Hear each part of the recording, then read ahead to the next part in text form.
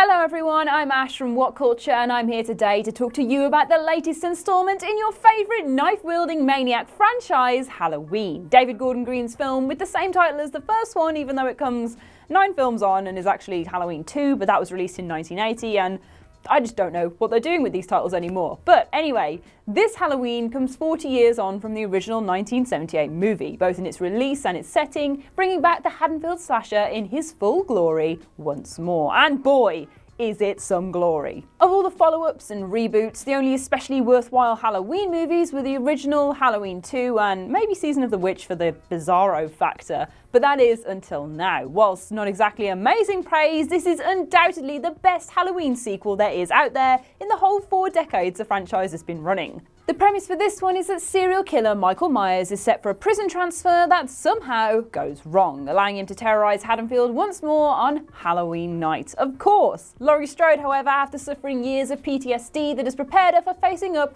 to her darkest fears, is more than ready for him, and Prey and Predator must face off one final time. Ooh. Though it's certainly rough around the edges, the new Halloween is easily the most confident, technically impressive, and straight up scary franchise effort since John Carpenter's original. It's easy to see why Carpenter himself was convinced to get involved as both composer and executive producer this time, because despite some issues, this movie retains much of the eerie soul of the 1978 classic like none of the others before it. And with Carpenter's freaking fantastic score again, it becomes its own new advancement of that soul too. As expected then, Jamie Lee Curtis steals the show as Laurie Strode, and though it's a shame the movie as a whole isn't more focused on her character, she's by far the most captivating part of the film. Considering that H2O is the only sequel to really do justice to her character or Curtis herself, it's a relief that the new movie lets her shine in her own right. She's incredibly convincing as a woman effectively frazzled by 40 years of PTSD, whilst at the same time reimagined as a Sarah Connor-esque action hero determined to take Terminator Myers down. She's grown from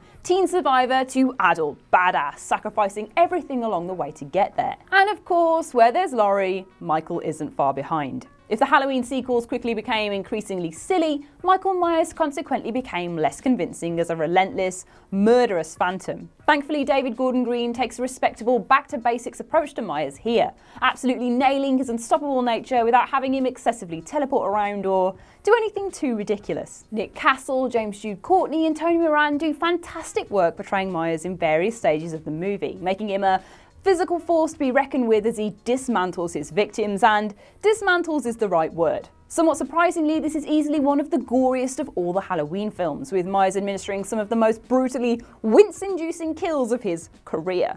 Lots of nasty head bashing if you're into that, my guys.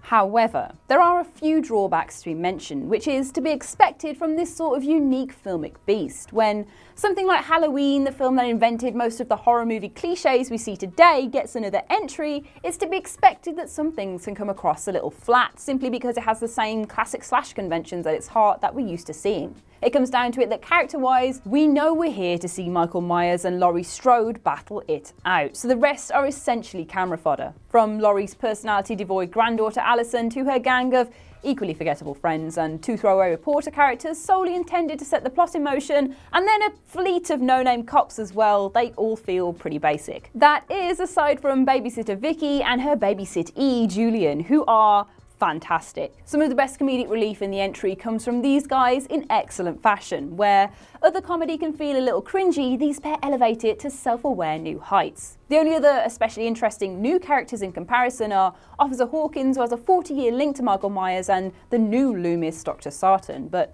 even he suffers a big old dollop of what the fuck as the film goes on. Without giving it totally away, there's a plot twist in this movie that comes wildly out of left field before being quickly discarded. The moment involves a sharp motivation shift that doesn't feel remotely earned or sufficiently telegraphed. Some may defend the reveal as a subversion of one of the original movie's tropes, but it is weirdly jarring and out of place, to be honest.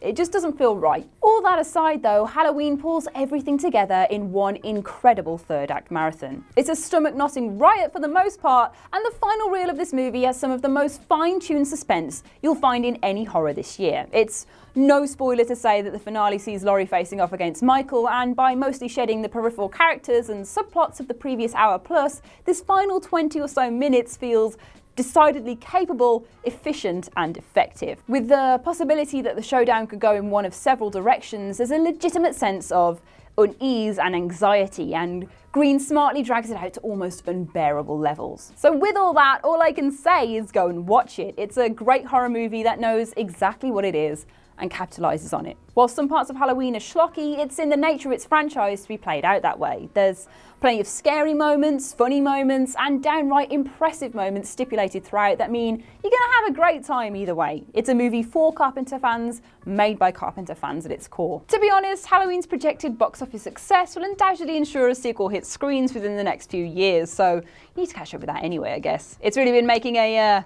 killing at the box. Right, enough of that. Alright guys, Jules here. How you doing? Yeah, just thought I'd murder Ash just for fun. Stinks in this, by the way. Also, I just wanted to quickly tell you that I'd also done a video on Halloween, but mine is about why Halloween is blown up at the box office this year. So yeah, go check it out. Or I'll kill you. So, thank you for watching. That has been the Halloween movie review. That's your problem now, I'm afraid. I've been Ash. And yeah, you've been awesome, or whatever Jules likes to say when he's stuck in sweaty headland at the moment. So, see you again soon. Bye.